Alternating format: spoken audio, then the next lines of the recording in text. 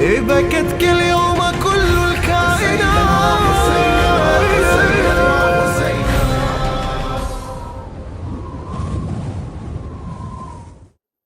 أعوذ بالله من الشيطان الرجيم. بسم الله الرحمن الرحيم. الحمد لله رب العالمين، بارئ الخلائق أجمعين، باعث الأنبياء والمرسلين، ثم الصلاة والسلام على خير خلقه العبد المؤيد والرسول المسدد، حبيب إله العالمين أبي القاسم المصطفى محمد، وعلى أهل بيته الطيبين الطاهرين وصحابته المنتجبين، واللعن الدائم على أعدائهم أجمعين إلى قيام يوم الدين. السلام عليك يا أبا عبد الله، وعلى الأرواح التي حلت بفنائك وأناخت برحلك. عليكم مني جميعا سلام الله أبدا ما بقيت وبقي الليل والنهار. السلام على الحسين وعلى علي بن الحسين وعلى أولاد الحسين وعلى أصحاب الحسين جميعا، ورحمة الله وبركاته. قال الله تعالى في كتابه الكريم: أعوذ بالله من الشيطان الرجيم: ومن آياته خلق السماوات والأرض واختلاف ألسنتكم وألوانكم إن في ذلك لآيات للعالمين. صدق الله العلي العظيم. This year 2020, the year of wonders, the United States of America witnessed a very heinous crime. The entire world was watching. And that crime was that an individual, a black individual, George Floyd, was killed in a very monstrous way, in a very barbaric way. Why? Was he a mass killer? Was he a serial killer? Was he a terrorist? No. He was killed for a misdemeanor, if it's considered a misdemeanor, over $20. But the actual reason for his death in that gruesome way, that suffocation that he had to endure, was because he's black. Was because of the color of his skin. If it was someone who was white, he would not have suffocated in the way that he did. He would not have been shouting in the last moments of his life, "I cannot breathe." But because of his skin color, we saw what happened to him. And the entire world saw, and the entire world became a witness to this atrocious crime. This is a pattern in a series of racial discrimination that we've seen in the United States of America. This is not new, unfortunately to say. This is not new to the United States of America. The world was outraged. There were riots that were inspired all across America during the pandemic. Regardless of the pandemic, people took this to the streets to revolt, to riot, to speak out against racial oppression and racial discrimination, to speak out against the oppression against black lives. Black lives do matter, just as white lives matter. This should not have taken place. Not in this time, not in this age, when people are supposedly educated. Now that we should know about racial discrimination, we should know that all humans are created equally, as it states in the US Constitution. Yet racial discrimination has become part of American history. From the moment that Columbus landed his ship, when Columbus arrived to America, to the Americas, from that day till today, there's been racial discrimination. What happened to the indigenous people of America? What happened to the Native Americans? How were they massacred? How were they treated? How were their lands and spaces taken away from them and their homes destroyed? Why? If they were blonde, blue-eyed individuals, would this have happened to them? No. But because of their skin color and because of their culture, they were seen as inferior to the white race. They were seen as subordinate to the white race. Thus, they were wiped out and they were massacres. If you read about American history, we will read about atrocious tragedies that took place against the Native Americans. And then the history of slavery in America. Black slaves that were imported from Africa. They were brought to America to work on fields, to work as slave farmers.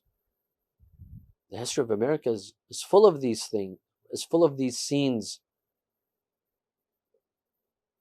Slavery has become a major part of American history. How blacks were treated, how black slaves were treated. Until the Civil War, until the emancipation, until black slaves were freed and slavery ended. And President Abraham Lincoln, had a role in this. But he had to pay a major price. He had to pay, there was a cost for freedom. And Lincoln paid for this cost through his life. He was assassinated. For what reason other than to bring equality to black Americans and to end slavery? Did it end with his death? Did it end with the Civil War and the emancipation of black slaves? No. Blacks in America were still treated unfairly. It was black segregation. There were black schools and white schools.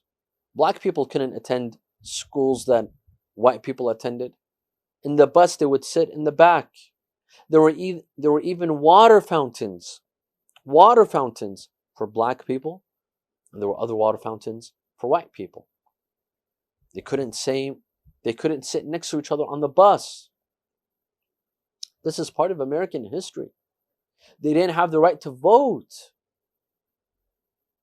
until the past decades, less than a century ago, or almost a century ago, where black people were allowed to vote.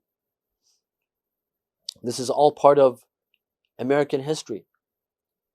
We saw in America black civil rights leaders that had to speak out and fight for their rights. Here in America, we have an entire month dedicated to Black History Month, to Black history. That is the month of February, where we have to remind ourselves of the atrocities, of the oppression, of the injustice that took place against blacks in America. And February has to be celebrated as such, because we will forget. We're human beings. We forget of the tragedies that we and our forefathers and the generations before us committed. We have to remind ourselves. Why? So that it would never happen again. Because if we allow it to, it would happen again against the black race. Black civil rights leaders who fought very bravely for their rights. Harriet Tubman, that famous heroine that became a national hero, or heroine rather, who fought for the rights of black Americans. Martin Luther King, who had a dream. I'm sure that today, if Martin Luther King was alive, he would be very disappointed at the state of what has happened. How black Americans are being treated unfairly and unjustly. Malcolm X, who fought for the rights of black Americans. and called for the equality between races and between colors. Yet these people had to sacrifice their lives. They paid an ultimate life. They paid an ultimate price, and that was their life. Like Malcolm X. He became a martyr for speaking the truth, for fighting for their rights. It's becoming part of American history. The KKK movement, till today it exists. And their hatred for the black race and for black Americans. This is part of the culture. This is part of it's an ideology that exists firmly till today. And it's very widespread all across America. In fact, all across the West. This racism against blacks. I remember in 1992, I was young, I was only 10 years old. But I remember what happened with the Rodney King case, how he was beaten harshly by the 5 police officers in Los Angeles. I remember the Rodney King riots and protests that took the streets of Los Angeles. Maybe some of my dear viewers are too young to remember, or perhaps were not even born at that time. But I remember vividly what happened to Rodney King and the riots that followed. It's not minor issues. It's not minor events here or there. It's become a culture. It's become an ideology. The hatred against blacks, to see them as inferiors, to see them as subordinate. There are some till today, they say that black communities, there's crime among blacks. There's miseducation. There's lack of education among blacks. There's unemployment against blacks. Is this their fault? Were they treated equally for them to have more employment as the white communities? Were they offered jobs like the white communities were offered? Were they given privileges as the white community was, to go to school, to get accepted at colleges and universities, to receive higher education? Were they given the same chances and opportunities that other communities received, like the white community, for them not to have crime rates? Of course. When you oppress a community so bad, when you beat them so bad, when you batter them, you don't provide them with education. You don't provide them with jobs. You don't provide them with services, community services. Of course, there's going to be crime rates. There'll be crime rates in any community that is battered and oppressed, and there's discrimination and prejudice against that community. Any community. You oppress them and you forbid them from seeking education, and there's a bias against them. Of course, there's going to be violence and crimes. This is not their fault. This is the fault of those who have oppressed them for so many years and have been biased against them for so many years. This injustice has to end. So the question is, will America continue to have racial discrimination against blacks and against all other minorities? Asians, Arabs, Chinese, Japanese, Mexicans, Hispanics. Will this racial discrimination ever come to end in America and in the West generally? Or will it continue? So far, we see that it's become a culture, an ideology. It's not an incident, an isolated incident where it won't repeat. The case of George Floyd was not the person who killed him, the police officer who killed him, is not a lone wolf where it's a minor issue that could be taken care of and there's no fear of it happening again. No. If it's an ideology, if it's a culture, it could happen again and again and again, because it's an ideology. It's a mentality. It's a culture of feeling superior to blacks and feeling sentiments of feeling that blacks are inferior to you, subordinate to you, that they don't deserve the rights that you deserve. This is a problem. This is a problem. And hence, racism will not end in America so soon. It's not going to end overnight. It will require lots of work. It will require a change of culture. It will require a change of ideology. It will require a lot of education, a lot of awareness. The rights that we see and protests that we see in America, this is good if it creates awareness in the minds of people. Otherwise, racism will continue, unfortunately. And on top of that, we have a racist president. A president that was elected on the foundation of racism. A racist president elected by racist citizens. Look at his ideology. Look at his way of thinking. He lives off of racism. Racism against Mexicans. Let's build the wall.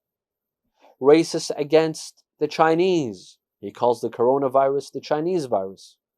Racist against Muslims. The Muslim ban. Let's not allow Muslims to come in. Racist against blacks. Racist against Hispanics. We all remember how he said rapists and drug dealers from the Hispanic community. It's as if there's no drug dealers and criminals in other communities or in the white community. This is targeting of specific races and nationalities. And this is not what the US Constitution talks about. It's something that the US President talks about, but not the US Constitution. He fuels racism. So when you have a culture like this, and when you have an ideology like this, and when you have a racist president that is fueling racism and hatred, you cannot expect racism to be eradicated overnight and to leave overnight. This is a problem.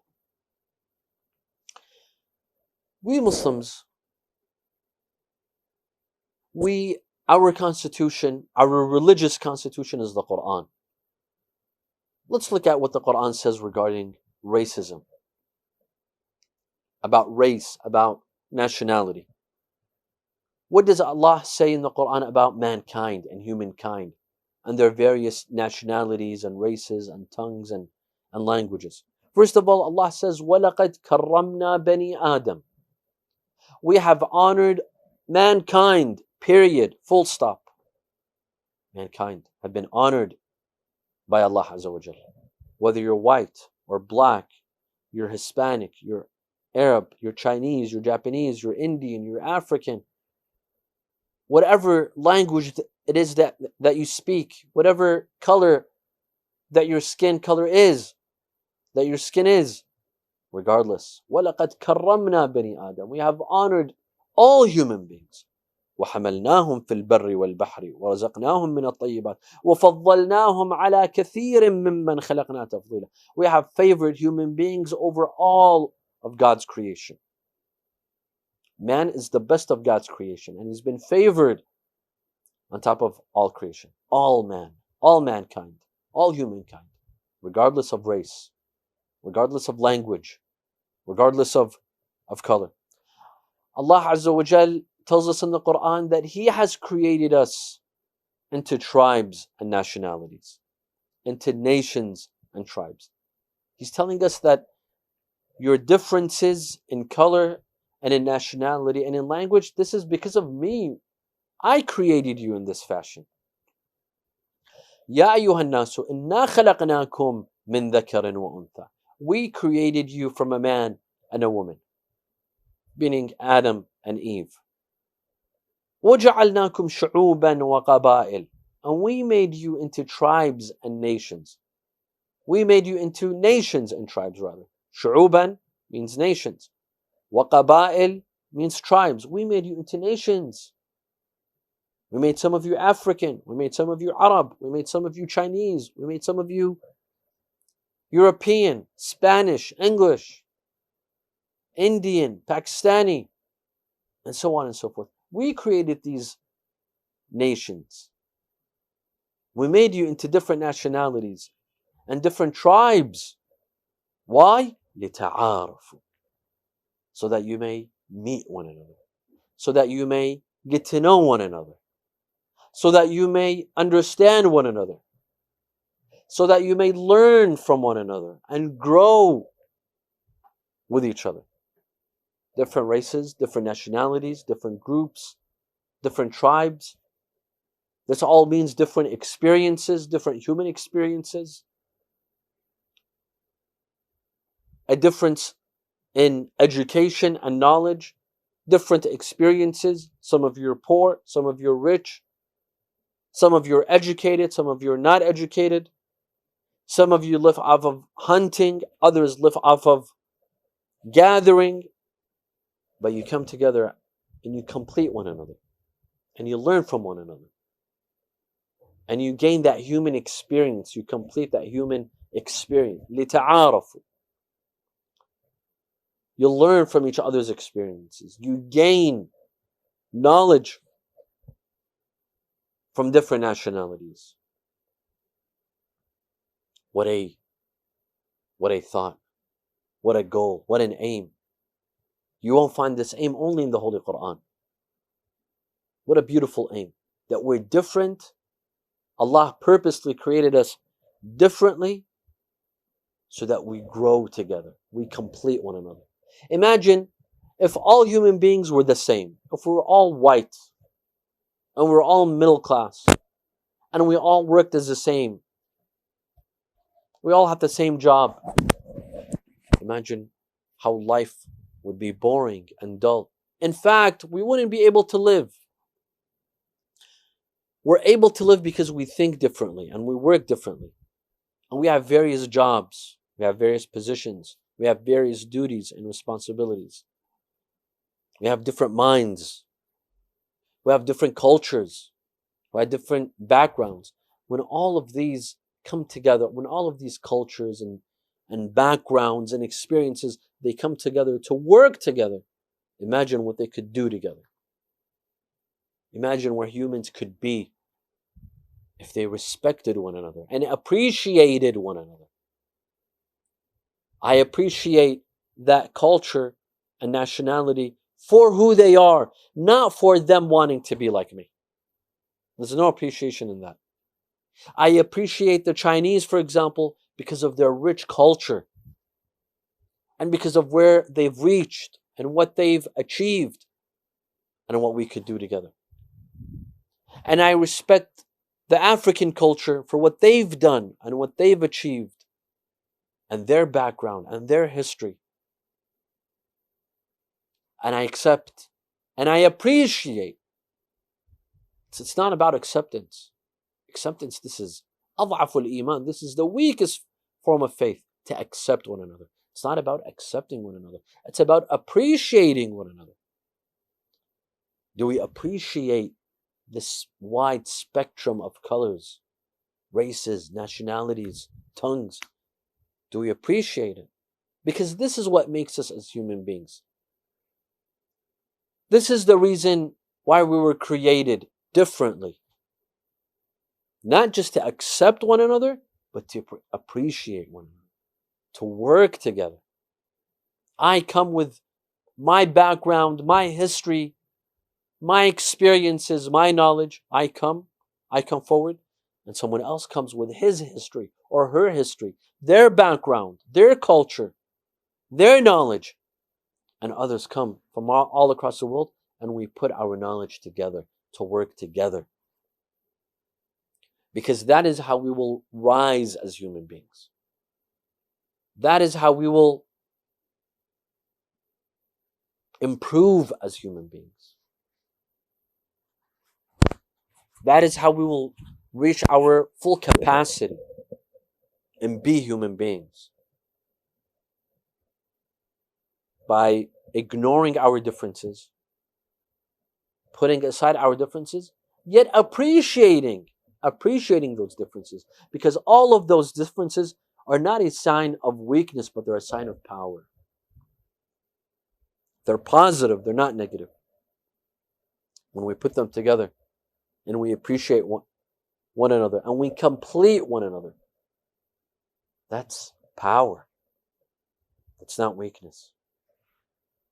إِنَّا خَلَقْنَاكُمْ مِنْ ذَكَّرٍ أُنْثَى وَجَعَلْنَاكُمْ شُعُوبًا وَقَبَائِلَ لِتَعَارَفُوا. And then, which one of you is the best? Which one is the superior race? Who's the dominating race? Who has the upper hand? It's none of the colors, none of the nationalities, none of the languages. إِنَّ أَكْرَمَكُمْ عِنْدَ اللَّهِ أَتْقَاكُمْ. The most honorable amongst you in the eyes of God is the one who is most God-fearing, who's the most righteous, God-fearing, religious. Those who do good to others, those who benefit others, those who do the best for mankind, those who do good and provide good for mankind, they're the best. As for their lineage, as for their background, as for their race and color and nationality, that's besides the point. In the eyes of Allah, that doesn't matter. Allah teaches us to be colorblind. In this sort of aspect, it is good to be colorblind. Don't look at the color of the person you're dealing with. Look at their achievements. Look at what they've done. Look at what they could possibly achieve. Look at what you could do together, how you could cooperate together. This is the essence of Islam. Allah Azza wa Jal tells us that among His signs, is that He created us in different languages. We speak different languages. وَمِنْ آيَاتِهِ, and amongst His signs, خَلْقُ السَّمَاوَاتِ وَالْأَرْضِ, the creation of the skies and the earth, وَاخْتِلَافُ أَلْسِنَتِكُمْ وَأَلْوَانِكُمْ إِنَّ فِي ذَلِكَ لَآيَاتٍ لِلْعَالَمِينَ. The differences in your languages and in your colors, this is a sign of God. وَاخْتِلَافُ أَلْسِنَتِكُمْ وَأَلْوَانِكُمْ. Your different colors, your different languages. Some of you speak Arabic, some of you speak English, Farsi, Urdu, Gujarati, French, Spanish, Italian, Chinese, Japanese, all these various languages, all these various colors, all these various nationalities, they're a sign of God. Allah says, who else could have done this other than me? It's a sign of God. You look at a wide spectrum of colors and nationalities, the first thing that should cross our mind is to say, Subhanallah, we're all the creation of Allah Azza wa Jal. And we're all children of the same two parents, Adam and Eve. All these various languages and colors and nationalities, they all came from the same origin, the same father and the same mother. But they were taken to various lands and countries due to seeking sustenance. Some went to the north, some went to the south, some went to the east, some went to the west. Some became hunters, some became gatherers, some worked as farmers, some worked as fishermen, some worked into commerce, and so on and so forth. You became different. And each group that migrated to different parts of the world, they developed their own language, their own means of communication, and they developed their own culture, and they developed their own civilization. This is a sign of God's greatness. Why do we make this a weakness, a sign of weakness? Why do we make this a reason for us to fight each other and kill one another and wage wars against one another? This is a sign of God's greatness. We should be appreciating one another. That is why Allah tells us, encourages us to travel. قُلْ سِيرُوا فِي الْأَرْضِ. Travel. Go to various countries. Go and see what God created in His lands. Go and visit different cultures and civilizations, appreciate them, learn about their history, learn about their background. Appreciate one another. Appreciate what God has created. Allah Azza wa Jal in the Quran condemns racism. The Arab during the Jahiliyyah, they were racist. They saw themselves as the superior race. As other races, there are several races, they see themselves as the superior race, the racist. The Arab during the Jahiliyyah, they were among the racist groups. They had racism. The Quran tells them this. The Quran says, we reveal the Quran to you in Arabic so that you may believe. And all other nationalities, they will believe with you. The Ajam, Persians, Indians, all other nationalities, they accepted the Quran. They believed in the Quran. They accepted Rasulullah sallallahu alaihi wasallam. But if we were to reveal the Quran in another language, you Arab, during the days of you Arab, would not have accepted the Quran. You would have been racist. You would not have accepted it. وَلَوْ نَزَّلْنَاهُ عَلَى بَعْضِ الْأَعْجَمِينَ فَقَرَأَهُ عَلَيْهِمْ مَا كَانُوا بِهِ مُؤْمِنِينَ. If we had revealed the Quran to non-Arab, A'jameen, anything that is non-Arabi is called A'jam. If we had revealed the Quran to a non-Arab, you would not have believed in it. You would not have accepted it because of racism. The Quran condemns racial discrimination and tells us that the first individual that discriminated and felt prejudice is Iblis. Iblis refused to prostrate to Adam. Why? He said, I'm from a superior kind.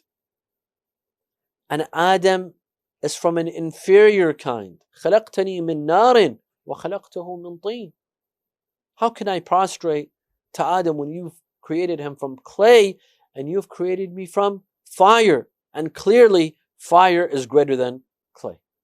The first sign of prejudice we see was from Iblis. And Allah condemns him and Allah kicked him out from paradise and kicked him out from His mercy.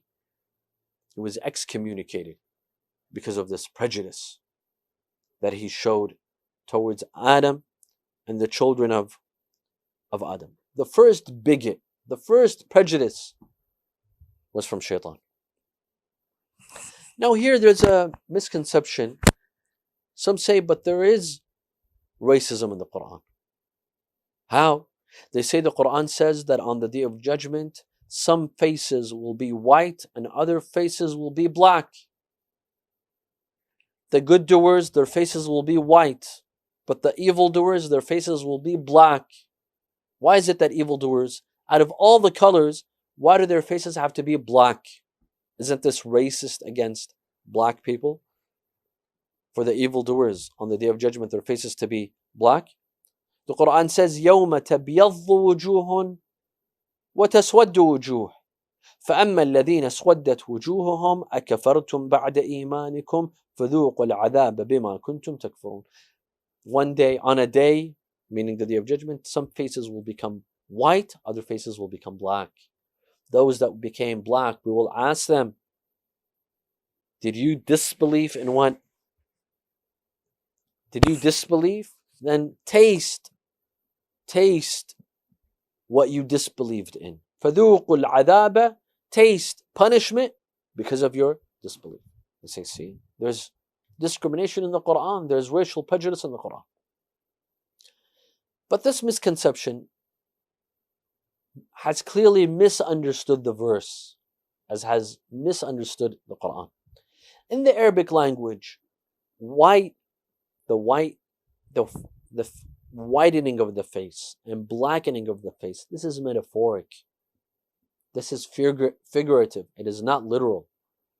The Quran doesn't mean literally that some faces will be white and literally that some faces will be black. No. In the Arabic language, this is a usage and it has nothing to do with white people and black people. when someone is proud of what they've done something good, they say, my face is white. Wajhi abyad, because I did this or I did that. Meaning I have nothing to be embarrassed of. I have nothing to be ashamed of. Rather, I'm proud, so my face is white. And if someone is embarrassed, ashamed, he'll say, Wajhi aswad, my face is black. This has nothing to do with white or black people. White and black specifically, it's a symbol of sadness. It's a symbol of sadness. It's a universal symbol of sadness. It has nothing to do with black people. That is why anywhere across the world, when someone dies, their relatives wear black. Is that being racist because they wear black? No. Even black people themselves, if a relative dies, they wear black. It has nothing to do, wearing black and the color black has nothing to do with the black race. A lot of places in the world, black is a symbol of sadness. If an atrocity takes place, if a tragedy takes place, they lift black flags or black banners. It's a sign of sadness. And it's also a sign of embarrassment, being embarrassed, being ashamed. It has nothing to do with the black race. When the Quran says, يَوْمَ تَبْيَضُّ وُجُوهٌ وَتَسْوَدُّ وُجُوهٌ. Absolutely not. It's a sign of embarrassment. It's a sign of being ashamed. It has nothing to do with the black race.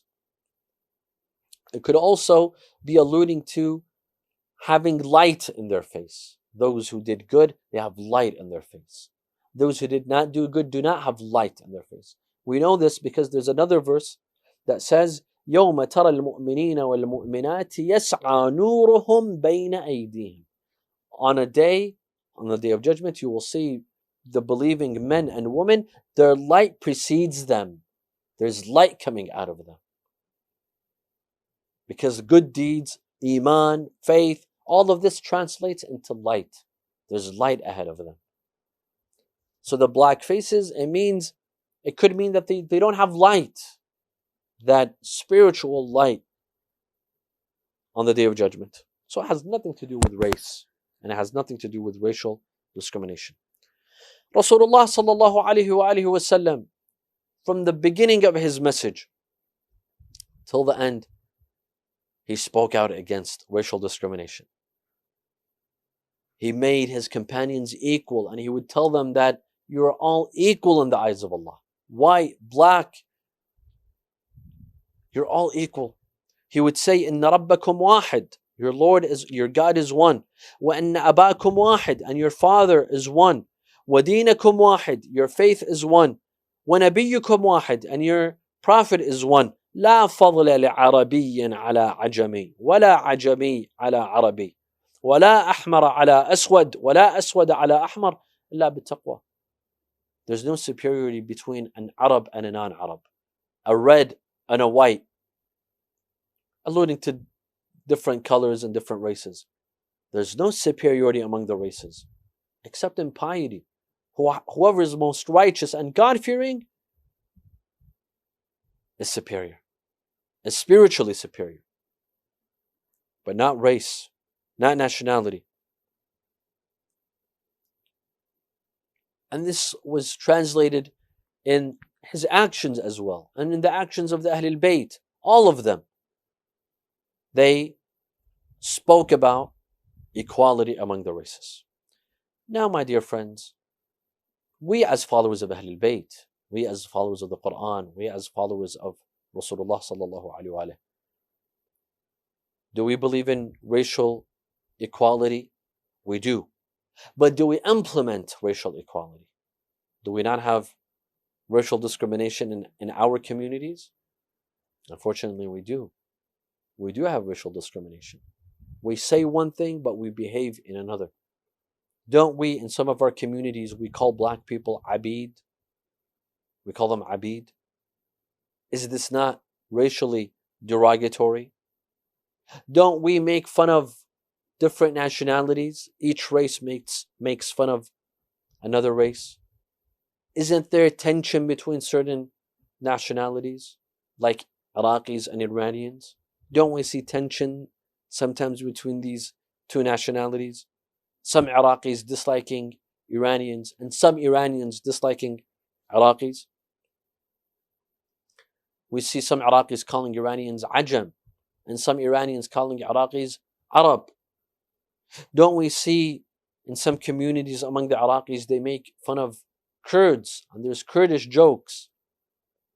Or there's tension between the Afghan community and the Iranian community. And there's some Iranians that dislike Afghans, some Afghans that dislike Iranians. This exists in almost every culture, almost every nationality, almost every race. And I don't mean to pinpoint specific groups and target them, but I'm giving examples. There is this racial discrimination, even amongst us. I've seen in some communities in the United States and in the West, generally speaking, when there's a white convert that converts to Islam, we get excited, we get happy. But when a black person comes to convert to Islam, we're not so excited. We don't care. Why? Because he's black, because he's not white. Of course, this is in some communities, not all, but nevertheless, it exists. Some of our communities, we're not welcoming of black individuals at our centers and our mosques. We don't make them feel welcome. We don't make them feel at home. We don't treat them like we treat others of our own kind and of our nationalities. And if it comes to marriage, then unfortunately there's so much to complain about. If someone from a different race asks for our daughter's hand in marriage, someone not from us, that doesn't speak our language, that is not from our race and nationality. And if it's a black person, it's even worse, the way we treat that person, the racial discrimination that we see. So what happened to our slogans? What happened to our faith? What happened to our Quran?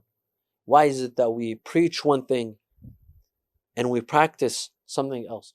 There's even racism in our mosques. We welcome certain groups and we don't welcome other groups. We welcome people from our own nationality to our mosques and we make them feel welcome, but people from other nationalities, we don't make them feel welcome. In fact, we'd prefer that they don't come to our mosques. We're not welcoming. Do we welcome converts? Do we invite them to our homes? During Ramadan, when we invite people over for iftar or suhoor, do we invite converts as well? White or black? Do we take care of them? Do we cater for them? Do we welcome them? These are all tough questions. And this year has been a tough year where we had to review ourselves,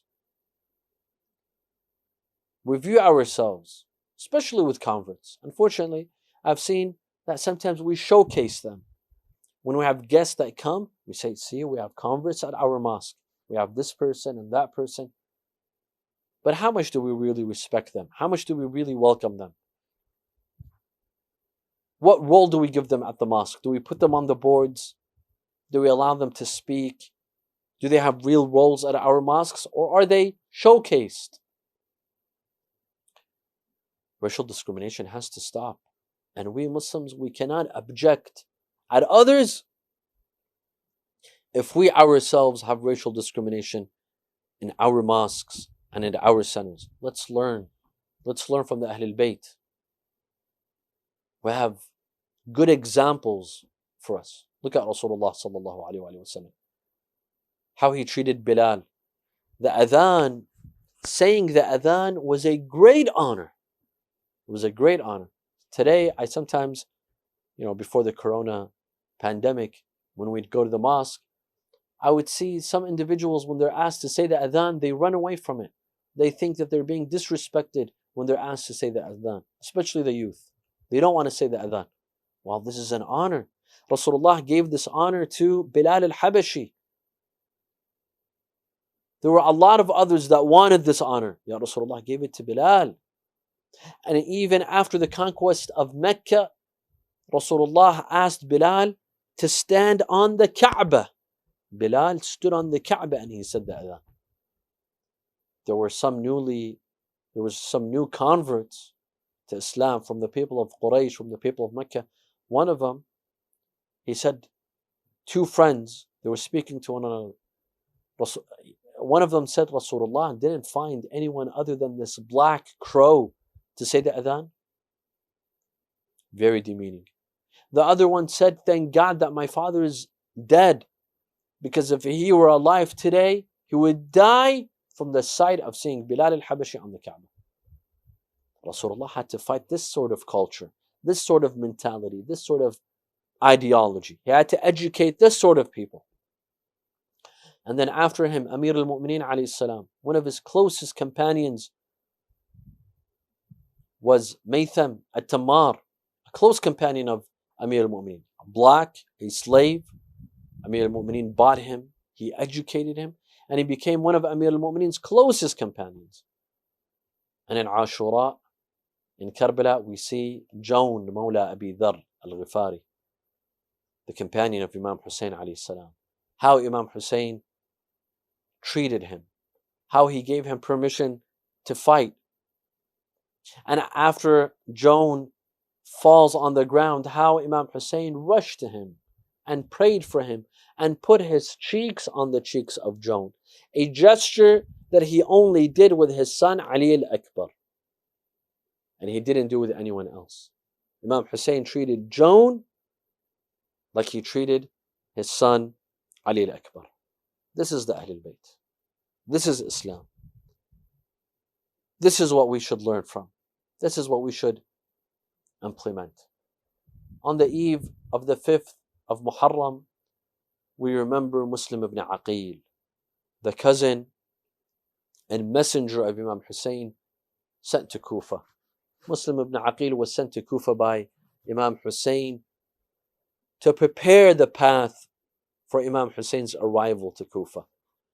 Muslim ibn Aqil was greeted in a very wonderful fashion, yet Ubaydillah ibn Ziyad became the new governor of Kufa, and he started to buy people, either to buy them with money or to scare them with the sword. Slowly, all those who had surrounded Muslim ibn Aqil and been his followers, they slowly begin to disperse. One night, Muslim ibn Aqil prayed in Masjid al-Kufa. He prayed al-Maghrib. The masjid was full. He looked behind him between Maghrib and Isha. The masjid was half empty. Half of them left. When he finished al-Isha, 3/4 of the mosque was empty. By the time he reached the door of the mosque, the entire mosque was empty. They abandoned Muslim ibn Aqil. The people of Kufa abandoned Muslim ibn Aqil. Muslim ibn Aqil walked in the streets of Kufa until he stopped at the doorstep of Taw'a, this righteous woman. She came out. She asked him, do you need anything? She did not recognize who he is. He said, bring me some water. She brought him water. After he drank, she told him, Ya Abdullah, it is not proper for you to sit at my doorstep. Go to your family. Go to your tribe. Go to your family. He said, I do not have a family. I do not have a tribe. She said, who are you? He said, Ana Muslim ibn Aqil, ghadara bi ahl al-Kufa. I am Muslim ibn Aqil. I am the one who was betrayed by the people of Kufa. She welcomed him in her house. He spent that night praying and worshipping and supplicating until the son of Taw'a, who was part of the army of Ibn Ziyad, he gives news to Ibn Ziyad that the person you're looking for is in our house. They come, they surround him, they fight with him until they dig a ditch or a trench, a trap. Muslim ibn Aqil falls in the trap. They bring him to the palace of Ibn Ziyad, drenched in his blood. He says, take him to the roof. They take Muslim ibn Aqil to the roof of the palace, and he's about to, it's the final moment in the life of Muslim. He asked them to allow him to pray. He prays, and then he asked for some water. As soon as he wanted to drink water, the blood from his mouth and his lips is poured into the bucket. He asks for another bucket of water. Twice, 3 times, he was not able to drink water. Allah Azza wa Jal wanted the fate of Muslim ibn Aqil to be like the fate of Imam Hussein, to die thirsty. Finally, moments before his death, he looked towards Medina and he said, Assalamu alayka ya Aba Abdullah, ya ibn Rasulillah, ghadara bi ahl al-Kufa. Peace be upon you, ya Aba Abdullah. Do not come to Kufa. The people of Kufa have betrayed me. There were people that gathered around the palace, some loyal followers of Muslim, asking about Muslim. They were pleading, they were rioting, asking for Muslim. The guards told them, in a minute, Muslim will come out to you. Moments later, they saw a body, a headless body, fall from the roof of the palace. It was the body of Muslim ibn Aqil. They tied ropes around the feet of Muslim and they began to drag him in Kufa. Imam Hussein alayhi salam was in Karbala when the news of the death of Muslim ibn Aqil reached him. It was the 8th of Muharram. Imam Hussein was in Karbala. They told him that your cousin Muslim ibn Aqil has been martyred in Kufa. Imam Hussein alayhi salam begins to weep. He said, call me Hamida, the daughter of Muslim. She was in the caravan of Imam Hussein. They called Hamida. Imam Hussein alayhi salam held Hamida. He put her on his lap and he began to brush her head with his hands. Hamida looked to her uncle Imam Hussein. She said, Ya I see you treating me as you would treat orphans. Are you giving me bad news? Has something happened to my father, Muslim ibn Aqil? Imam Hussein began to weep. Inna lillah wa inna ilayhi raji'un. وسيعلم الذين ظلموا أي منقلب ينقلبون والعاقبة للمتقين. نسألك اللهم وندعوك باسمك العظيم الأعظم الأعز الأجل الأكرم يا الله. اللهم لا تدع لنا ذنبا إلا غفرته ولا هما إلا فرجته ولا عيبا إلا سترته ولا خوفا إلا آمنته ولا رزقا إلا بسطته ولا شملا إلا جمعته ولا مرضا إلا شفيته ولا غائبا إلا حفظته وأدنيته ولا حاجة من حوائج الدنيا والآخرة لك فيها رضا ولنا فيها صلاح إلا قضيتها ويسرتها يا أرحم الراحمين. وصلى الله على محمد وآله الطاهرين.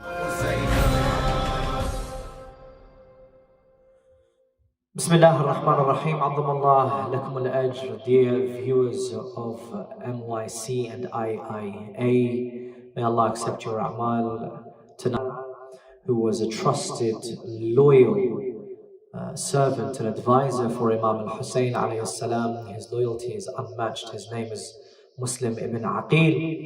To gain support and give a report to Imam al-Hussein alayhi salam. But unfortunately, the angel of death also arrived in Kufa. And the poets Nuri Sarda, angel of death for me came. In Kufa he calls out my name. And if he returns my soul to my Creator, I'm scared he'll then search for Hussein in Karbala. In Kufa he calls out my name. In Kufa he calls out my name. I am Muslim and I have a pledge with Hussein to gather support and topple the tyrant's reign. They wrote to us of this tyranny. They complain, forbidden on us to from requests abstain. We are the house that grabs the hand of any who struggle to stand, to tell the angel of death I have a duty. I'm scared he'll then search for Hossein in Karbala. In Kufa he calls out my name. In Kufa he calls out my name. Oh, angel of death, went for any soul you call. They answer you at your feet. Even tyrants fall. Whereas I'm left, no assistance left me them all. And as upon my head calamities befall, 71 are with Hussein, with me not even one, with me not even one remains. If the angel of death knows I've no supporter, I'm scared he'll then search for Hussein in Karbala. In Kufa he calls out my name. In Kufa he calls out my name. I walk alone, no supporter, from street to street. The angel of death calls out, Muslim, your death greet. I feel the clutch of failure on my heartbeat. Because of me will Hussein face such defeat. Oh, angel of death, let me stay. For more support I'll swear I'll pray. Oh, angel of death, let me stay. For more support I swear I'll pray. For if this angel takes me to the hereafter, I'm scared he'll then search for Hussein in Karbala. In Kufa he calls out my name. In Kufa he calls out my name. It may be so that martyrdom I'm fated, but my reply, my master Hussein's awaiting. By the picture of Hussein killed, I am haunted, and so by your coming, oh death, I am taunted. To Hussein I have a duty that shapes my content as mighty. If I accept death, my fortitude shall wander. I'm scared he'll then search for Hussein in Karbala. In Kufa he calls out my name. In Kufa he calls out my name. In Kufa he calls out my name. They tell me drink before we throw me to the ground. Each time I sipped in this cup, my own blood I found. I gazed to the land of death, to which Hussein's bound. Oh, Hussein, the world as your cousin abandoned. Only the angel of death knows what hardship throughout my blood flows. No, it's not because death or martyrdom I fear. I'm scared he'll then search for Hossein in Karbala. I'm scared he'll then search for Hossein in Karbala. In Kufa he calls out my name. In Kufa he calls out my name. And they tell me drink before we throw you to the ground.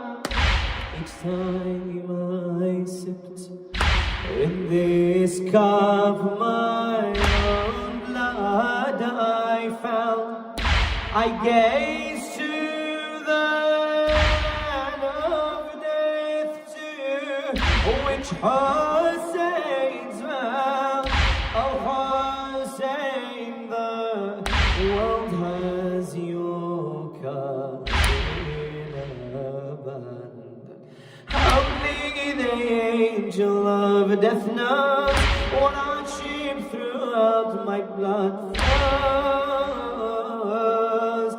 Only the angel of death knows what hardship throughout my blood flows. Only the angel of death knows what hardship throughout my blood flows. No, it's not because death or martyrdom I fear. I'm scared he'll then search for Hossein in Karbala. Kufa he calls out my name. And Kufa he calls out my name. Many thanks to the poets. نوري سردار السلام عليك يا أبا عبد الله وعلى الأرواح التي حلت بفنائك.